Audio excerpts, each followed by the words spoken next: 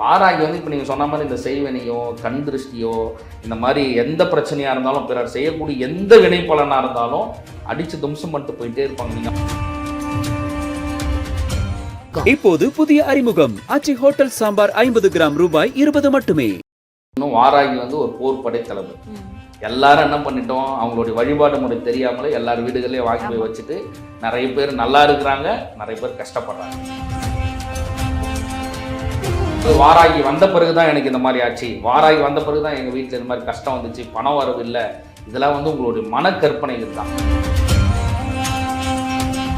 வாராகி பற்றி பேசினா நம்ம வந்து பேசிட்டே இருக்கலாம். ஏன்னா அந்த அளவுக்கு அளப்பரிய ஒரு தெய்வம். இப்போ நிறைய பேர் வந்து அதை உணராததுனால தான் என்ன பண்ணுறாங்கன்னா கஷ்டப்படுறாங்க. நம்பிட்டீங்கன்னா, ஒருத்தர் நம்பிட்டா சந்தேகன்றதை நம்ம வந்து இருக்கக்கூடாது. உடற்கட்டு திசைக்கட்டு மந்திரம் நம்ம சொல்லிட்டு போனால் கண்டிப்பாக விபத்து வந்து ஏற்படாது. இதை நீங்கள் பிரயோகம் பண்ணுறீங்க அப்படின்னா ஒரு நம்மளுடைய கர்ம பலனாலேயோ இல்லை பிறர் செய்யக்கூடிய செய்வினை பலன்கள்னாலேயோ நமக்கு விபத்தே ஏற்பட்டால் கூட நமக்கு ஒன்றுமே ஆகாது. எந்த மிருகங்களும் உங்களை வந்து கடிக்காது. நாய் வந்து என்னை துரத்தி கடிச்சிருச்சு, நீங்கள் காட்டு உள்ள போகிறீங்க பாம்பு கடிச்சிச்சு, இந்த மாதிரி எந்த மிருகங்களும் உங்களை வந்து கடிக்காது, உங்களுக்கு டிஸ்டர்பே பண்ணாது நீங்கள் உடற்கட்டு திசை கட்டு மந்திரம் பண்ணுறீங்கன்னா.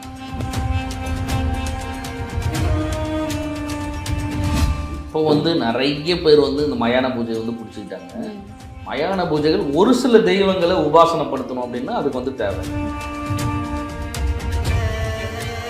நான் எப்பயுமே உடற்கட்டு மந்திரம் நம்ம போடுறோம் அப்படின்னா நம்ம கூட இருக்கிறவங்களுக்கும் நம்ம வீட்டில் இருக்கிறவங்க எல்லாருக்கும் சார்ந்து போடுறது தான் ரொம்ப வந்து நல்லது. பக்தி கதைகள், பக்தி பாடல்கள் மற்றும் ஆன்மீக சொற்பொழிவுகள் மூலம் உங்கள் ஆன்மாவை தூய்மைப்படுத்துங்கள். இன்றைய ஆலய ஆப்பை டவுன்லோட் செய்யவும். நேயர்களுக்கு அன்பான வணக்கம். நம் ஜோதிட பயணத்தில் ஒளியூட்டும் ஒவ்வொரு தகவலும் உங்கள் வாழ்வில் ஒரு மாற்றத்தை ஏற்படுத்தும். இது உங்கள் ஆன்மீக கிளேட்ஸ். ஆன்மீகத்துக்கு ஒரு புதிய பரிமாணம். தொடர்ந்து நம்ம சேனலில் ஆன்மீகம் மற்றும் ஜோதிடம் சார்ந்த நிறைய விஷயங்கள் பார்த்துட்ருக்கோம். ஸோ அந்த வகையில் இன்றைக்கி நம்ம கூட ஜோதிடர் ஞானகுரு சிவா இணைஞ்சிருக்காங்க, பேசலாம். வணக்கம். வணக்கம் சார். அமாவாசை நாட்களில் வந்துட்டு மயான பூஜை அப்படின்னு ஒரு விஷயம் பண்ணுறாங்க. ஸோ எதுக்காக அந்த பூஜை பண்ணுறாங்க சார்? இப்போ வந்து நிறைய பேர் வந்து இந்த மயான பூஜை வந்து பிடிச்சிக்கிட்டாங்க. மயான பூஜைகள் ஒரு சில தெய்வங்களை உபாசனப்படுத்தணும் அப்படின்னா அதுக்கு வந்து தேவை. அதாவது எல்லா தெய்வங்களுக்கும் நம்ம மயான பூஜைகள் வந்து செய்யணும் அப்படின்ற அவசியம் இல்லை. இப்போ நீங்கள் வந்து எல்லா தெய்வங்களுக்குமே சைவ பூஜை அசைவ பூஜைன்னு சொல்லிட்டு ரெண்டாக இப்போ எல்லாமே பிரிச்சுக்கிட்டாங்க. எப்படி வேணாலும் வழிபடலாம், நம்ம விருப்பம் தான். நீங்கள் வந்து அசைவம் படைக்கணும் சைவம் படைக்கணும் அப்படின்னு தெய்வம் வந்து கேட்க போகிறதில்ல. மன தூய்மையோடு மந்திரம் சொன்னாவே போதும். ஜபிக்கணும். அவங்க சொல்கிறதே வந்து இப்போ நீங்கள் காளி வந்து உபாசனையாக செய்கிறீங்க அப்படின்னா 10 லட்சம் ஜபிக்கணும். சாதாரணமாலாம் ஒருலாம் இல்லை, தசமகாவில் ஒருத்தவங்க 10 லட்சம் ஜபிக்கணும். அந்த உருவை நம்ம எங்கேருந்து ஜபிக்கிறன்றதை பொறுத்து தான். இப்போ மயானன்றது ஒரு அமைதியாக இருக்கும், மயான அமைதின்னுவாங்க. அங்கே யாருடைய தொந்தரவும் இருக்காது. ஒரு சில உக்ர தெய்வ வழிபாடுகளை வந்து வீடுகளில் செய்யக்கூடியது. இப்போ ஒரு தனி அறையில் தான் நம்ம வந்து பூஜைகள் செய்யணும் அப்படின்னு சொல்லிட்டு நம்ம நார்மலாகவே சித்தர்களுடைய எந்த பூசா விதியாக இருந்தாலும் தனி அறை எடுத்துக்க சொல்லுவாங்க, இல்லை தனிமையான ஒரு இடத்த எடுத்துக்க சொல்லுவாங்க. பூஜை பண்ணுறதுக்கு தனிமையான இடம் இருந்தால் நல்லது அப்படின்றத வந்து சொல்லிவிடுவாங்க. அப்போ என்னென்னா, இப்போ நீங்கள் ஒரு சுடலை மாடன் எடுத்து பூஜை பண்ணுறீங்க, இல்லை கருப்பணசாமி வந்து பூஜை பண்ணுறீங்க, பைரவர் பூஜை பண்ணுறீங்க.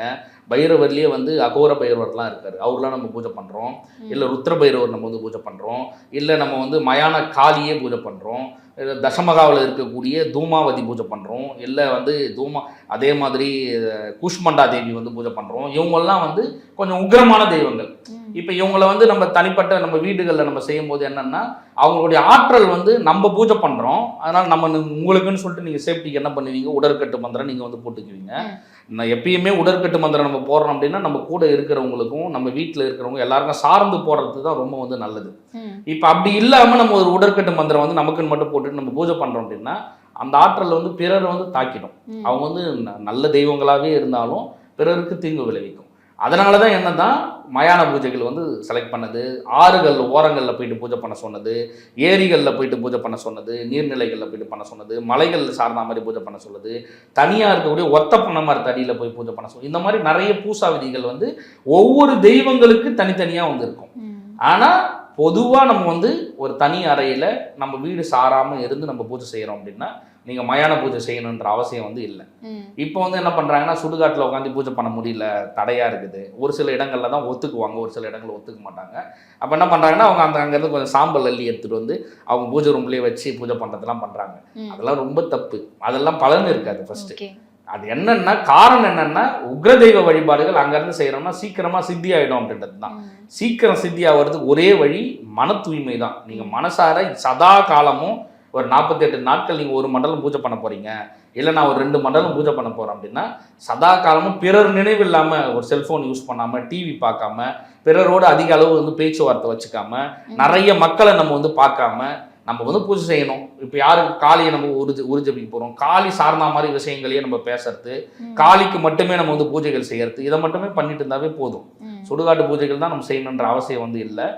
ஒரு சில தெய்வங்களுக்காக மட்டும் வந்து நம்ம வந்து செய்யலாம். Okay sir. சித்தர்கள் கூட இந்த மயான பூஜையெல்லாம் செய்கிறாங்க, செஞ்சிருக்காங்க. சித்தர்கள் வந்து அதுதான் சொல்கிறேன்ல, ஒரு ஒரு ஒரு ஒரு ஒரு தெய்வங்களை தன்வசப்படுத்துறதுக்கு அந்த சூழ்நிலைக்காக மட்டும்தான் செஞ்சுருக்கிறாங்க. எல்லா பூஜைகளும் மயான பூஜைகள் வந்து செய்யணும் அப்படின்ற அவசியம் வந்து இல்லை. இப்போ அகோரிகள்னு சொல்லிட்டு நிறைய பேர் வந்து இதுதான் அதுதான் சொல்கிற மாதிரியான பூசா விதிகள்லாம் சித்தர்கள் வந்து பின்பற்றுறது இல்லை. இப்போ நிறைய நமக்கு சொல்லக்கூடிய நிறைய விஷயங்கள் சித்தர்கள்னு சொல்கிற பேரில் நமக்கு சொல்லக்கூடிய விஷயங்கள் எதுவும் வந்து சித்தர்கள் பண்ணது வந்து இல்லை. ஏன்னா அது எல்லாமே வந்து சித்தருடைய பெயரை வச்சுட்டு இவங்க செய்கிறது தான். நிகழ்கால சித்தர்கள் செய்கிறது 11 சித்தர்களோ இல்லை நவநாத சித்தர்களோ நவகோடி சித்தர்களோ இதெல்லாம் வந்து செய்யலை. Okay sir. இப்போ சொல்லும்போது உடற்கட்டு மந்திரம்னு ஒரு விஷயம் சொன்னீங்களா? ஆமாம். அது என்ன மந்திரம்? உடற்கட்டு மந்திரம் பேசிக்காக நம்ம வந்து கொஞ்சம் பெருசாக இருந்தாலும், அதாவது வங்கு சிங்கு எங்குன்னு உடற்கட்டு வந்து போடலாம். ஆனால் நம்ம என்ன பண்ணுறன்றது நமக்கு வந்து சொல்லணும். இப்போ நீங்கள் வந்து நம்ம சிவபுராணம் எடுத்தோம் அப்படின்னா கூட கடைசியாக வந்து பொருள் உணர்ந்து சொன்னாதான் பலன் கிடைக்குன்னு சொல்லிட்டு முடிப்பார். அந்த மாதிரி நம்ம எந்த பூஜை செய்கிறோம் அப்படின்னாலும் அந்த பூஜையோடைய பொருள் வந்து நமக்கு தெரியணும். உடற்கட்டு மந்திரம் வந்து மேற்கே விநாயகர் காவல், மேற்கு மூலை சுப்பிரமணியர் காவல், வடக்கே வைரவன் காவல், வடக்கு மூலை வையாளி காவல், கிழக்கே பிடாரி காவல், கிழக்கு மூலை துர்கி காவல், தெற்கே வீரபத்திரன் காவல், தெற்கு மூலை வீர சாமுண்டி காவல், என்னையும் காத்தருள், என் உடலையும் காத்தருள், என்னை சார்ந்தவர்களையும் காத்தருள், எம்மோடு இருப்பவர்களையும் காத்தருள், என் குடும்பத்தாரையும் காத்தருள், அகோர வீரபத்திரன் மேலானை, ஏவல், வஞ்சனை, பில்லி, சூன்யம், பேய், பிசாசு அனைத்தையும் கட்டு கட்டு, முட்டு முட்டு, மோது மோது, முடப்ப, குரு வாழ்க, என் ஆசாரி வாழ்க, எவ்வேளை மறந்தாலும் குருவேளை மறவேன், குருவும் குலையும் கொண்டேன், சிரசில் அகோர வீரபத்திரன் கட்டு, உத்திர மாடன் கட்டு, பிறன் கட்டு, வங்கட்டு, வைரவன் கட்டாய் நிற்க சுவாக.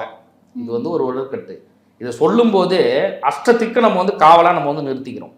மேற்கே விநாயகர்னா மேற்கு மூலையில் மேற்கு பக்கமாக விநாயகர் நிற்கிறாரு, மேற்கு மூலையில் சுப்பிரமணியன் நிற்கிறாரு, வடக்கே வைரவன் நிற்கிறாரு, வடக்கு மூலை வையாளி நிற்கிறாங்க. இப்போ நம்மளை சுற்றி வந்து திக்கு பந்தனம் நம்ம வந்து போட்டுட்டோம். ஃபஸ்ட்டே நம்ம நினைவுனால ஒரு 8 தெய்வங்களை நம்மளை சுற்றி நம்ம வந்து பண்ணிக்கிட்டோம். அப்புறம் உங்களையும் நீங்கள் காத்தற சொல்கிறீங்க, உங்களை சார்ந்தவர்களையும் காத்தற சொல்கிறீங்க, உம்மோடு இருப்பவர்களையும் காத்த சொல்கிறீங்க.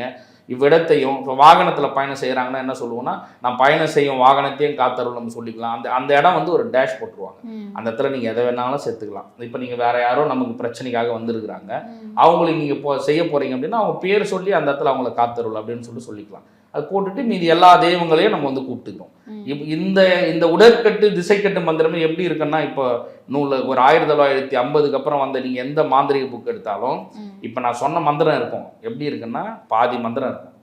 ஒன்று மேலே இருக்கிறது மட்டும் இருக்கும், இல்லைன்னா கீழே இருக்கிற அந்த சாப்டர் மட்டும் இருக்கும். ஏன்னா இப்படி தான் மறைச்சு சித்தர்களுடைய முறைகள் எல்லாம் அழிச்சிட்டாங்களே கண்டி. அப்போ என்ன ஆகும், இப்போ நம்ம இது பாதி மந்திரம் மட்டும் உருஜபிக்கும் போது கண்டிப்பாக வந்து வேலை செய்யாது, அப்போ பலன் இருக்காது.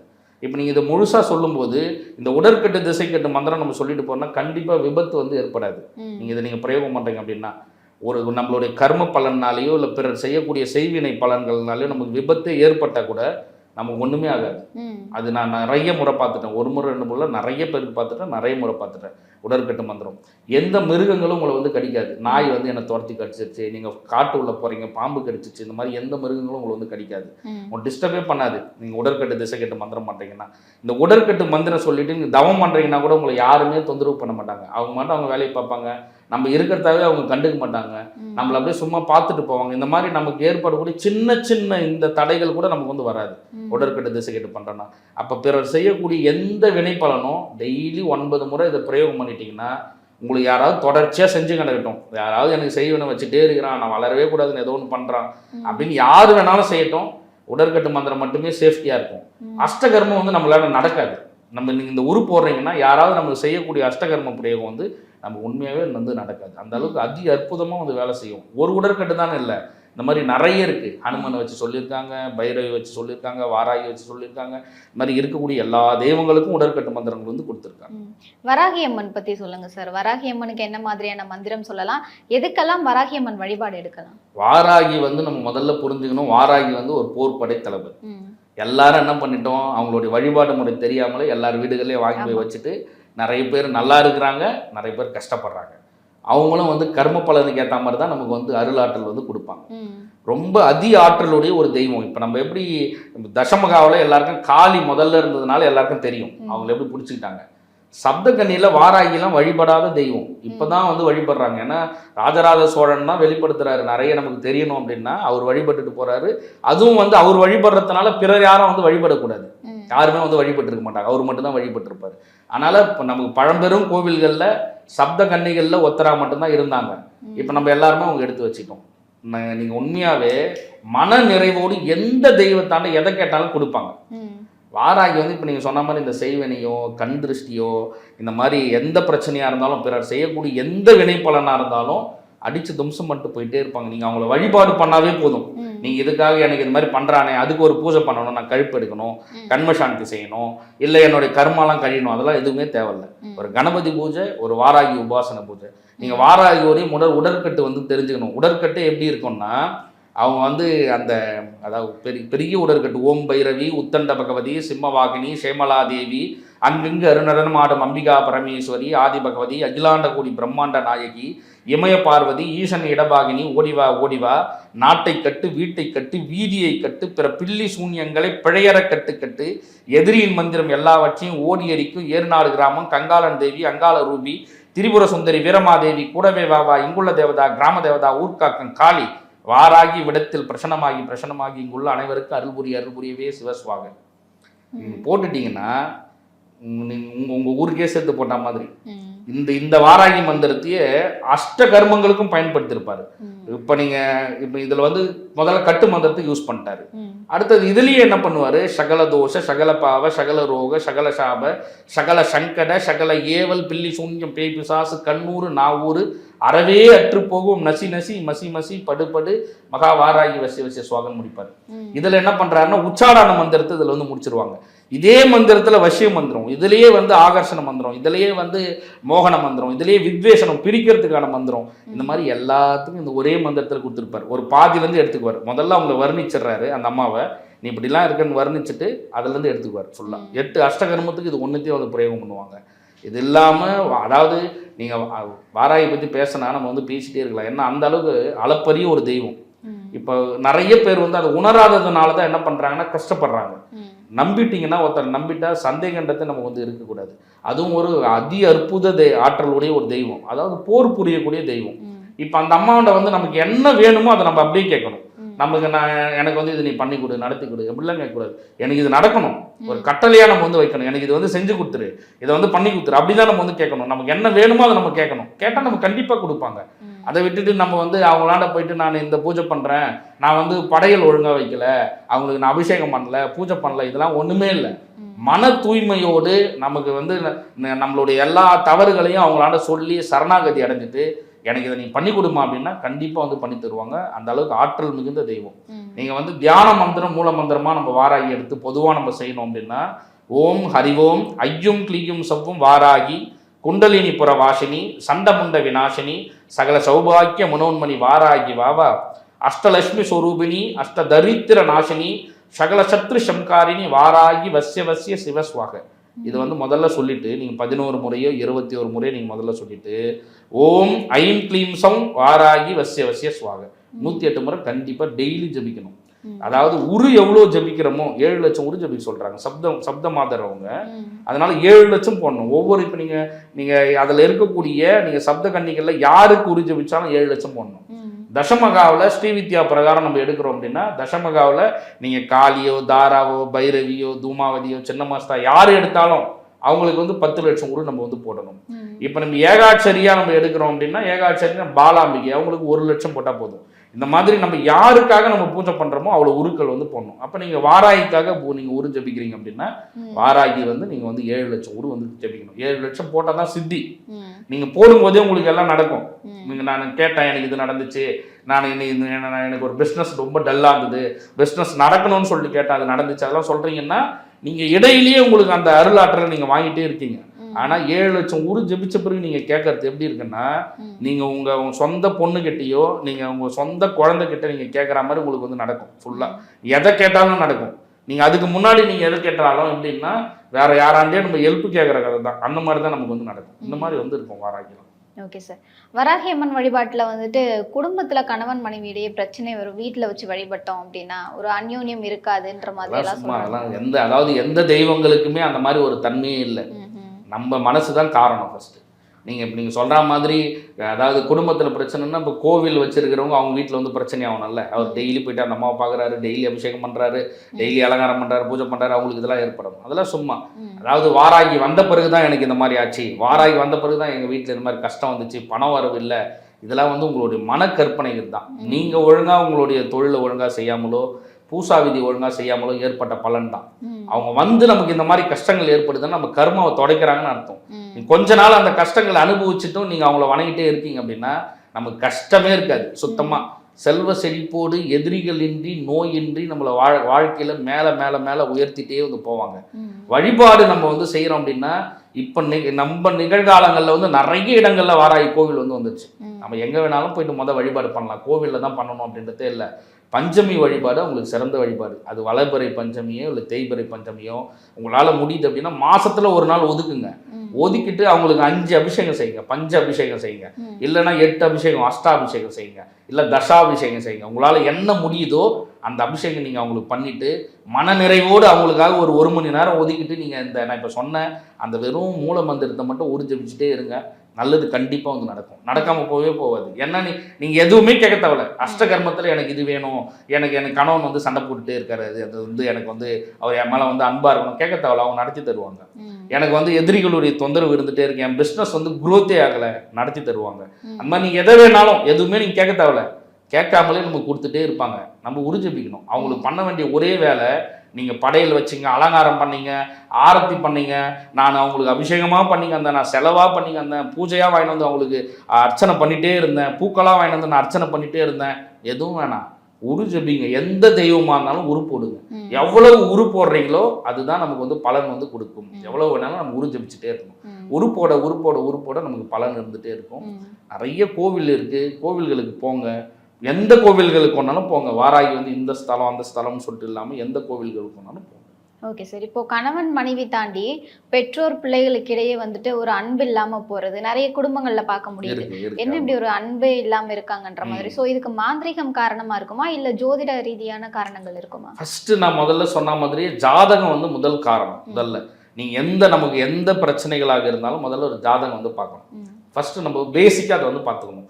ஏதாவது கிரகங்கள் வந்து நமக்கு தோஷத்தில் இருக்கா, இல்லை அந்த கிரகங்கள் வந்து அவங்களுக்கு ஆகாதவர்களோடு சேர்ந்ததுனால நமக்கு பிரச்சனைகள் ஏற்படுது அப்படின்றத முதல்ல நம்ம வந்து பார்க்கணும். அது ஒன்று. அடுத்தது நம்ம வந்து என்ன பார்க்கணும் அப்படின்னா இது எல்லாம் பார்த்து நான் பரிகாரங்களை வந்து செஞ்சுட்டேன், இருந்தாலும் நான் பாதிப்பு உள்ளாக்கினே இருக்கேன். என் வீட்டுக்கு போனால் என் பசங்களை பார்த்தா வெறுப்பாக இருக்குது, எனக்கு வந்து அவங்களுக்கு எதாவது செய்யணும் போல தான் இருக்குது, ஆனால் செய்ய முடியல. என் பையன் என் பேச்சு வந்து கேட்கவே மாட்டான், அப்பா நினைக்கிறாரு இல்லை அம்மா நினைக்கிறாங்க. என் பொண்ணு வந்து என்னுடைய பேச்சு வந்து கேட்க மாட்டுது.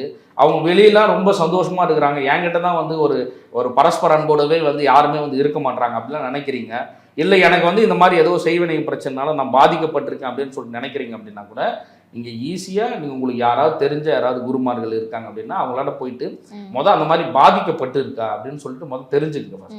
தெரிஞ்சுட்டு நீங்கள் செய்ய வேண்டிய ஒரே பூஜை கண்ம சாந்தி தான். நீங்கள் எதுக்கு வேணாலும் கண்ம சாந்தி வந்து செஞ்சுக்கலாம். கண்ம சாந்தி பூஜைகளை வந்து செய்யுங்க. இல்லைன்னா கழுப்புன்னு சொல்லிட்டு ஒரு பூஜை இருக்குது, அது கழுப்பு எடுங்க.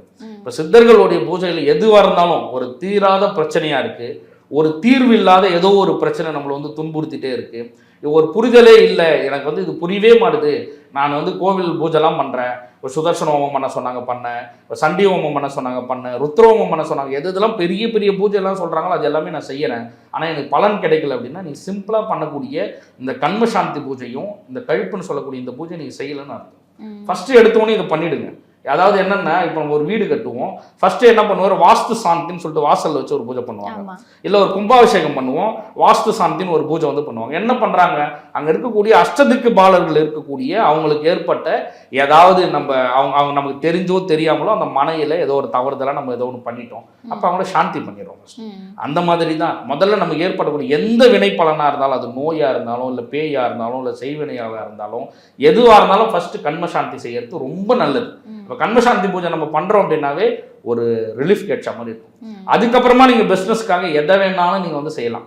எனக்கு தெரிஞ்சு வாராகி கோவில் வந்து இப்போ நம்ம ராஜராஜ சோழன் கட்டின அந்த கோவில் வந்து நம்ம பழமையான கோவில். அதே மாதிரி ஒரு பழமையான வழிபாடு முறை அப்படின்னா செங்கல்பட்டு உள்ள வந்து உழலூர்னு ஒரு ஊர், அதை கன்னி கோவில் சொல்லுவாங்க, மணப்பாக்கம் கன்னி கோவில், அது பக்கத்தில் உழலூர்னு ஒரு ஊர். அங்கே பார்த்தீங்கன்னா அவங்க வந்து சும்மா ஒரு கல் வச்சு தான் வழிபாடு வந்து செஞ்சுட்டு இருக்காங்க. தலைமுறை ஒரு 800 1000 ஆண்டுகள் வந்து தலைமுறையாக அவங்க பண்ணிட்டே இருந்து அவங்க வந்து கோவிலா கட்டணும்னு சொல்லிட்டு ஆரம்பிச்ச உடனே அவங்களுடைய கர்மா என்ன ஆகுது, அவங்களுடைய பங்காளிகள் இறந்து போறாங்க, கோவில் கட்டணும்னு வரவங்க இறந்து போறாங்க. ஏன்னா வழிபாடு முறையே தெரியாம அவங்க செய்யும் போது என்ன வராங்கன்னா அந்த பாதிப்பு வந்து அவங்க வந்து அனுபவிக்கிறாங்க.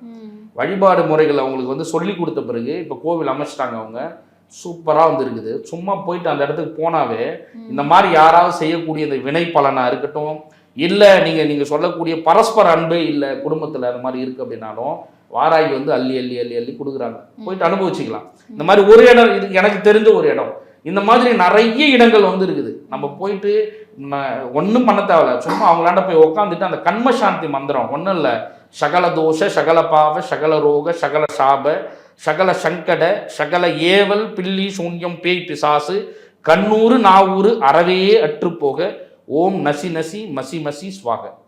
எங்கே வேணாலும் போய் சொல்லுங்க. நீங்கள் வாராகி கோவில் தான் இல்லை, உங்கள் குலதெய்வத்து கோவிலாண்ட போய் உட்காந்து உருப்போடுங்க, ஒரு 108 உருப்போடுங்க. உருப்போட்டுட்டு அதுக்குன்னு ஒரு சின்ன பூசா விதி தான், கேளுங்க. உங்களுக்கு தெரிஞ்ச யாராவது மருளாடிகள் இருக்காங்க, சாமியார் இருக்காங்க, என்ன பண்ணணும்னு சொல்லிட்டு கேட்டுட்டு இந்த மந்திரத்தை போயிட்டு ஒரு 108 முறை அவங்களாண்ட உட்காந்துட்டு நம்மகிட்ட பண்ணிட்டு வந்துட்டு குளிக்கணும். ஆனால் கோவிலுக்கு போயிட்டு வந்துட்டு குளிக்கக்கூடாது சொல்லுவாங்க.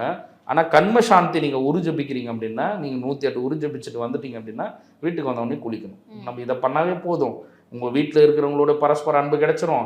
வீட்டு உள்ள போனாவே நிம்மதி இல்லைனாலும் அந்த நிம்மதி வந்து கிடைச்சிரும். வீட்லேயே உட்காந்துட்டு இந்த உருஜபிச்சுட்டே இருந்தீங்க வச்சுங்க, நமக்கு யாராவது ஏதாவது செஞ்சு கண்டுட்டோம் அவங்களுக்கு போயிட்டே இருக்கும், எதிர்த்தாயிட்டே இருக்கும். நீங்கள் சும்மா வாராகி நினைச்சோ, இல்லை சும்மா நீங்கள் முருகனை நினைச்சோ, இல்லை நீங்கள் ஒரு நரசிம்மரை நினைச்சோ, இல்லை கருப்பசாமியை நினைச்சோ, உங்களுக்கு யார் இஷ்ட தெய்வமோ அவங்கள நினைச்சிட்டு நீங்கள் இந்த உருஜபிச்சாவே போதும். வீடுகளில் ஒரு பூஜை பண்ணுறோம், அந்த பூஜை பண்ணும்போது உட்காந்துட்டு இந்த கண்ம சாந்தி உரு போட்டுட்டே இருக்கும் அப்படின்னா ஈஸியாக வந்து சரியாயிடும் எல்லாம். நிச்சயமாங்க சார், நிறைய விஷயங்கள் பகிர்ந்திருக்கீங்க. ஸோ இதுவரைக்கும் யாருக்குமே தெரியாத, உங்களுக்கு மட்டுமே தெரிஞ்ச மறைக்கப்பட்ட சித்த ரகசியம் அப்படின்னு ஏதாவது இருக்கா? நான் இப்போ தான் வெளிப்படுத்தணும் அப்படின்னு சொல்லிட்டு எனக்கு வந்து மனசு சஞ்சலம் ஏற்பட்டு, சரி நம்ம இதுக்கப்புறம் சொல்லித்தரணும், சித்தர்களுடைய முறைகள் எல்லாம் வந்து மறைஞ்சே போயிட்டு இருக்கு அப்படின்னு சொல்லிட்டு தான் என்ன பண்ணுறேன், நிகழ்காலம் கொஞ்ச நாட்களாக ரொம்ப குறுகிய காலமாக தான் என்ன பண்ணுறேன்னா சித்தர்களுடைய நூல்களை படித்து அவங்களுடைய பூசா விதிகளை வந்து எல்லாருக்கும் சொல்லித்தரேன். அதுக்கு முன்னாடிலாம் என்னென்னா நான் சொல்லித்தர மாதிரி தான் முன்னாடி படித்த நூல்களாக இருக்கட்டும், இல்லை நான் மற்றவங்களோட கற்றுக்குன்னு வரட்டாங்க. எல்லா குருமார்களும் பண்ணக்கூடிய ஒரே தப்பு என்னென்னா, நான் யாரன்னா ஒருத்தராண்ட கற்றுக்குவேன், ஆனால் நான் என்ன பண்ணுவேன்னா நான் அதை சொல்லித்தரத்தா தான் சொல்லி தருவேன். அவர் சொல்லி கொடுத்தாரு, அகஸ்தியரானது தான் இதை எடுத்தேன், போகரானது தான் எடுத்தேன், புலிப்பாண்டியானது தான் எடுத்தேன் அப்படின்னு சொல்லிட்டு நான் எதையுமே வந்து யாருக்கும் வந்து சொல்லித்தர மாட்டேன். என்னுடைய மூதாதையர் சொல்லி கொடுத்தது, எங்கள் வீட்டில் வழி வழியாக வந்தது, எங்கள் பரம்பரையில் இதை நாங்கள் வந்து பண்ணிட்டு இருக்கோம், இப்படி தான் எல்லாருமே நமக்கு வந்து கொடுக்குறாங்க. ஆனால் பொதுவாக நீங்கள் அகஸ்தியரோ புலஸ்தியரோ காலாங்கியோ திருமூலரோ போகநாதரோ கரூராரோ நீங்கள் எந்த சித்தர் வேணாலும் எடுத்துருங்க, நீங்கள் 14 சித்தர்களில் எல்லாரும் சொன்ன ஒரே ஒரு முறை என்னன்னா இந்த மந்திர யோகம்னு சொல்லக்கூடிய ஒரு முறை தான். அதுதான் இதுக்கப்புறமா நம்ம வெளிப்படுத்தணும், யாருக்காவது சொல்லித்தரணும் அப்படின்னாவே அந்த யோகத்தை தான் நம்ம வந்து கற்றுக்கணும். என்னென்னா வெறும் மாந்திரிக பிரயோகமாக அஷ்டகர்மத்தில் கொடுத்ததை பின்பற்றினாலும் பலன் இல்லை. வெறும் யோகமாக நான் வாசி யோகம் நான் வந்து 30 வருஷமாக பண்ணுறேன், எனக்கு வந்து புத்தி எனக்கு வந்து கிடைச்சிரும், நான் வந்து சித்தி அடைஞ்சிருவேன், யார் சொன்னாலும் கண்டிப்பாக வந்து கிடைக்காது. மந்திர பிரயோகமும் பூசா விதியும் பின்பற்றாமல் அதில் அவங்களுக்கு ஒழுக்க நிலைகள் வந்து ஏற்படாமல் நீங்கள் வந்து என்ன தான் யோகம் பண்ணாலும் உங்களுக்கு பலன் கிடைக்காது. இல்லை நான் யோகமே பழகலை, நான் என்ன தான் மந்திரம் சொன்னாலும் வந்து பலன் கிடைக்காது. எனக்கு தெரிஞ்ச மறைபொருளாக சித்தர்கள் மறைச்சி வச்சதா இருக்கட்டும், இல்லை இப்போ நம்ம நிகழ்காலங்களில் இருக்கக்கூடிய குருமார்கள் மறைச்சி வச்சதா இருக்கக்கூடிய ஒன்றுன்னா அது மந்திர யோகம்னு கூடிய அந்த முறை மட்டும்தான். நம்ம என்னென்னா நமக்குன்னு சொல்லிட்டு ஒரு உபாசனை தெய்வத்தை நம்ம வந்து செலக்ட் பண்ணணும். உன்னுடைய குரு 17 சித்தர்கள்லையோ இல்லை நவகோடி சித்தர்களில் யாராவது ஒருத்தரை உன்னுடைய குருவாக நீங்கள் வந்து எடுத்துக்கணும். அவங்களுடைய பூசா விதி நூல் எடுங்க. நீங்கள் எந்த பூசா விதி ஒன்றாலும் எடுத்துங்க. அதுதான் சொல்லிட்டேன். 18 பேர் நான் அகஸ்தியரை பின்பற்றுறேன்னு அகஸ்தியரை தான் படிங்கன்னு நான் சொல்லலை. போகர் 7000 பூசா விதி கொடுத்துருக்காரு. காலாங்கிநாதர் பூசா விதி தனியாக கொடுத்துருக்காரு. கரூரார் பூசா விதி கொடுத்துருக்காரு. நீங்கள் யாரை வேணாலும் எடுத்துங்க, எந்த சித்தர் வேணாலும் எடுத்துங்க. உங்களுக்கு எனக்கு இந்த சித்தர் பிடிக்கும், நான் அவரை வந்து பின்பற்றுறேன் அப்படின்னு சொல்லிட்டு எடுத்துக்கிட்டிங்கன்னா அவர் மறைச்சி வச்ச ஒரு விஷயம் இதுதான். இப்போ நான் சொல்லக்கூடிய விஷயமே அதுதான், வேற ஒன்றும் இல்லை. அவர் வந்து உங்களுக்கு வந்து ஒரு கணபதி முறை வந்து கொடுத்துருப்பார். எல்லா சித்தரும் கணபதியை வந்து ஃபர்ஸ்ட் சொல்லிடுவாங்க. பிள்ளையாருக்கு ஒரு ஊர் ஜபிக்கணும் ஃபர்ஸ்ட். அடுத்தது கணபதி பூஜை நம்ம வந்து ஸ்டார்ட் பண்ண பிறகு உபாசனையாக ஒரு தெய்வத்தை வந்து சொல்லுவாங்க. பொதுவாக சித்தர்கள் வந்து பாலாம்பிகையும் அப்புறம் அதிகபட்சம் வந்து முருகப்பெருமானையும் வந்து எடுத்திருப்பாங்க. அது இல்லாமல் நிறைய எல்லாருமே கொடுத்துருப்பாங்க. சூழினியை சொல்லியிருப்பாங்க, கருப்பண்ணசாமி சொல்லியிருப்பாங்க, மதுரை வீரன் சொல்லியிருக்காங்க, மாடன் சொல்லியிருக்காங்க. நம்ம வணங்கக்கூடிய எல்லா தெய்வத்துக்கும் மந்திரங்கள் வந்து கொடுத்துருப்பாங்க. பொதுவாக உங்களுக்கு எந்த தெய்வத்தை உபாசனையை உங்களுக்கு எடுக்கணும்னு தோணுதோ அதை உபாசனையை எடுத்துருங்க. எடுத்துட்டு ஏதாவது ஒரு யோகம், ஆனால் அவங்க சொல்லக்கூடிய யோகம் வாசி யோகம் தான். கண்ணை வந்து மேல் நோக்கி வச்சுட்டு வாசி வந்து பிரயோகம் பண்ண சொல்கிறாங்க. அந்த வாசி யோகம் இது எல்லாத்தையும் ஒன்றா சேர்த்து செஞ்சால் மட்டும்தான் நம்ம இரவா நிலையும் பிறவா நிலையும் அடைய முடியும். இதை தான் நமக்கு சித்தர்கள் மறைச்சாங்க. நமக்கு நிகழ்காலங்களில் சொல்லி கொடுத்த எல்லாரும் வந்து மறைச்சாங்க. அவங்க மறைச்சதுனாலே அவங்களும் அதை வந்து பின்பற்றவே இல்லை. சுத்தமாக யாருமே வந்து பின்பற்றலை. இப்போ அவங்க மறைபொருளாக இல்லை அப்படின்னா கூட அவங்க பின்பற்றிருப்பாங்க. இப்போ வாசி யோகம் பிரயோகம் பண்ணக்கூடிய நிறைய யோகிகள் வந்து என்ன பண்ணுறாங்கன்னா இறை வழிபாடே வந்து செய்யறதில்ல. பொட்டு வச்சுக்க மாட்டாங்க, ஒரு ருத்ராட்ச மாலை தரிக்க மாட்டாங்க, சாமி கோவில் உள்ள போக மாட்டாங்க, நான் தவம் மட்டும் பண்ணுவேன்னு சொல்லுவாங்க. இறைவனே இல்லை, உருவ சிலையே வந்து இல்லைன்னு சொல்லுவாங்க. எல்லாருமே கடைசியாக வள்ளலார் வந்து கடைசியாக தான் சொல்கிறாரு இந்த மாதிரி. முதல்ல அவர் வந்து பக்குவம் அடைஞ்சிட்டார். ஃபர்ஸ்ட்ல இருந்தே வந்து முருகப்பெருமான் வழிபாடு செய்கிறாரு, சிவபெருமான் வழிபாடு செய்கிறார், அம்பாள் வழிபாடு செய்கிறார், எல்லா வழிபாடும் செஞ்சுட்டு கடைசியாக வந்து ஜோதி தான் சொல்லிட்டு அவர் வந்து சொல்கிறாரு. நீங்கள் எந்த பயிற்சி எடுத்தாலும், எந்த சித்தர்களுடைய அவங்களுடைய வரலாறுகள் எடுத்தாலும், எந்த சித்தர்களுடைய ரகசியமாக நீங்கள் எடுத்துக்கிட்டாலும் மந்திர யோகம் தான் ரகசியம். நீங்கள் யாராவது ஒருத்தரை பிடிச்சிட்டு மந்திர யோகம் பிரயோகம் பண்ணால் இரவா நிலை பிறவா நிலை நமக்கு கிடைக்கும். நான் வெறும் வாசி யோகம் பண்ணுறேன் அப்படின்னா கண்டிப்பாக கிடைக்காது. வெறும் ராஜயோகம் தான் பண்ணுறேன்னா கண்டிப்பாக கிடைக்காது. வெறும் குண்டலினி தான் பண்ணிட்டு இருக்குன்னா கண்டிப்பாக கிடைக்காது. சித்தர்களுடைய யோகம், சித்த யோகமாக சொல்லக்கூடியது மந்திர யோகம் தான். ஈஸியாக பிடிச்சிட்டு டெவலப் பண்ணிக்கினா நல்லது. நிச்சயமாங்க சார். உங்களோட நேரம் ஒதுக்கி நிறைய விஷயங்கள் பகிர்ந்துக்கிட்டீங்க. நன்றி மேடம். பக்தி கதைகள், பக்தி பாடல்கள் மற்றும் ஆன்மீக சொற்பொழிவுகள் மூலம் உங்கள் ஆன்மாவை தூய்மைப்படுத்துங்கள். இன்றைய ஆலய ஆப்பை டவுன்லோட் செய்யவும். இப்போது புதிய அறிமுகம் ஆச்சி ஹோட்டல் சாம்பார் 50 கிராம் ரூபாய் 20 மட்டுமே.